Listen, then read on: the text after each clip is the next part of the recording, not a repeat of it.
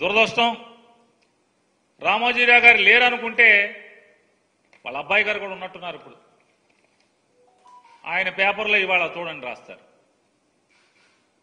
ఎంత తప్పుడు వార్త, ఎంత విషపు వార్త అంటే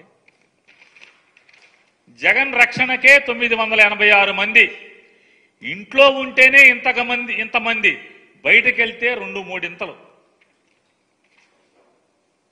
5 ఏళ్లలో భద్రతా సిబ్బంది జీతాలకే 296 కోట్లు అని వండేసి వార్త రాసేసి అచ్చేసి వదిలేశాడు. ఇంత దుర్మార్గమా అని అడుగుతున్నాను నేను. వాస్తవానికి జగన్మోహన్ రెడ్డి గారికి అట్ ఏ టైం మీరు ఎప్పుడు లెక్కేసుకున్నా కూడా సివిల్ పోలీసులకు సంబంధించి సిఐలు కానీ, ఎస్ఐలు కానీ, హెడ్ కానిస్టేబుల్స్ కానీ 18 మంది ఉన్నారు, పనిచేశారు మొన్నటిదాకా. ఆయన సీఎంగా ఉన్ననాళ్ళు ఆర్మడ్ ఫోర్స్ అంటే ఆర్మడ్ రిజర్వ్ ఫోర్స్ అంటాం, వాళ్ళు ఆర్మడ్ ఫోర్స్ 33 మంది, ఏపీ స్పెషల్ పోలీస్ బెటాలియన్ నుంచి 89 మంది. మనం జగన్మోహన్ రెడ్డి గారి సీఎంగా ఉన్నప్పుడు బయటికి సీఎం గారు ఎప్పుడు వచ్చినా ఎక్కడైనా మనం బ్లాక్ డ్రెస్సులతో ఉండేటువంటి అక్టోపస్కి సంబంధించినటువంటి 13 మంది.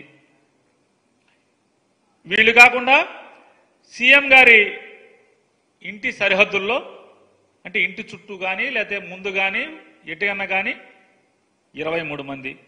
కాన్వాయ్, సీఎం గారి కాన్వాయ్కి 21 మంది డ్రైవర్లు కానీ, సెక్యూరిటీ ఇన్స్పెక్టర్లు కానీ, అదే ఎస్ఐలో వాళ్ళ హెడ్ కానిస్టేబుల్ వాళ్ళ ఏ ర్యాంక్లో ఉంటే ఆ ర్యాంక్లో కాన్వాయ్కి 21 మంది.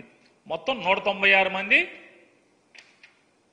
సీఎం గారితో ఉండేటువంటి సిబ్బంది. అంటే ఆయన కేటాయించబడినటువంటి 196 మంది సిబ్బంది.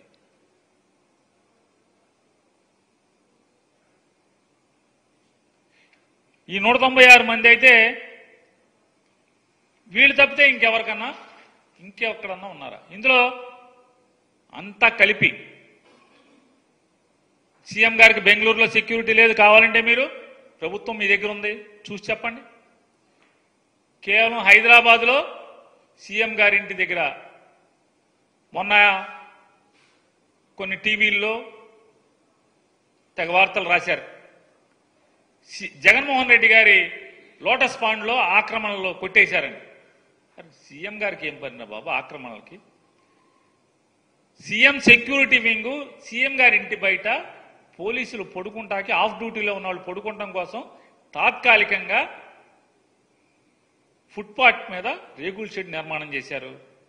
ఈ రేకుల షెడ్ల నిర్మాణం తాత్కాలిక నిర్మాణాలు చంద్రబాబు నాయుడు గారు హైదరాబాద్ ఇంటి దగ్గర పాత రోజుల్లో 1996 నుంచి ఉన్నాయి, ఎన్టీ రామారావు గారి దగ్గర ఉన్నాయి, విజయభాస్కర్ రెడ్డి గారి దగ్గర ఇంటి దగ్గర కట్టారు, నేదురుమల్లి జనార్దన్ రెడ్డి గారి ఇంటి దగ్గర కట్టారు, కిరణ్ కుమార్ రెడ్డి గారి ఇంటి దగ్గర కట్టారు, రోసీ గారి ఇంటి దగ్గర కట్టారు. అట్లాగే జగన్మోహన్ రెడ్డి గారి ఇంటి దగ్గర కూడా తాత్కాలికంగా సీఎం సెక్యూరిటీ ఇంటెలిజెన్స్ వింగ్ వాళ్ళు తాత్కాలికంగా బ్యారక్స్, పోలీసులు 24 గంటలు ఉండరు కాబట్టి 3 గంటలకి షిఫ్ట్ మారుతారు కాబట్టి ఆ మారినప్పుడు పడుకుంటాం కోసం బ్యారక్స్ కట్టారు. ఎవరో రెడ్డి గారికి నచ్చలేదు, కమిషనర్ గారికి చెప్పారు, పడేశారని చెప్పారు. దాని అక్రమణ జగన్ గారికి ఏం సంబంధం? లోటస్ పాండ్ దగ్గర ఉన్నటువంటి పోలీసులతో సహా లెక్క కలిపి నేను చెప్పేది ఎట్ ఏ టైం 196 మంది ఉంటారు. 196 మంది, 986 మంది అని చెప్తారు. ఎక్కడి నుంచి వచ్చారు ఈ 956 మంది? అంటే సీఎం గారు ఎంత దుర్మార్గంగా రాస్తారంటే దీంట్లో రామోజీరావు గారి అబ్బాయి ఎంత దుర్మార్గంగా రాస్తాడంటే 24 గంటలు మొత్తం బెజవాడ నుంచి సర్వీస్ రోడ్లు మొత్తం అంతా కూడా పోలీసులు మయం అంట. ఎప్పుడున్నారండి? సీఎం మూమెంట్ ఉంటే ఉంటారు. సీఎం గారు బయటికి వెళ్తుంటే ఎన్ రూట్ అంతా, ఎయిర్పోర్ట్కి వెళ్తే ఎయిర్పోర్ట్ అంతా, లేదా హెలిప్యాడ్కి ఉంటే హెలిప్యాడ్కి ఉంటారు. ఎందుకుంటారు? అది లోకల్ బందోబస్తు. అది సీఎం వెళ్తుంటే, మినిస్టర్ వస్తుంటేనే బందోబస్తు చేస్తారు కదా. ఇవాళ లోకేష్ వెళ్తుంటే ఎన్ రూట్లో బందోబస్తు వేయట్లేదా? ఎవరు చెప్పారు వేయట్లేదని? మీరు చెప్తున్నారు నిన్నటిదాకా చంద్రబాబు నాయుడు గారి మీద డబ్బా కబుర్లు రాశారు. ఏమని? చంద్రబాబు నాయుడు గారు నేను వెళ్తుంటే ట్రాఫిక్ ఆపద్దన్నాడని. మీ ఇష్టం, రండి. ఈనాడుని అడుగుతున్నా, TV5 అడుగుతున్నా, ABN అడుగుతున్నా.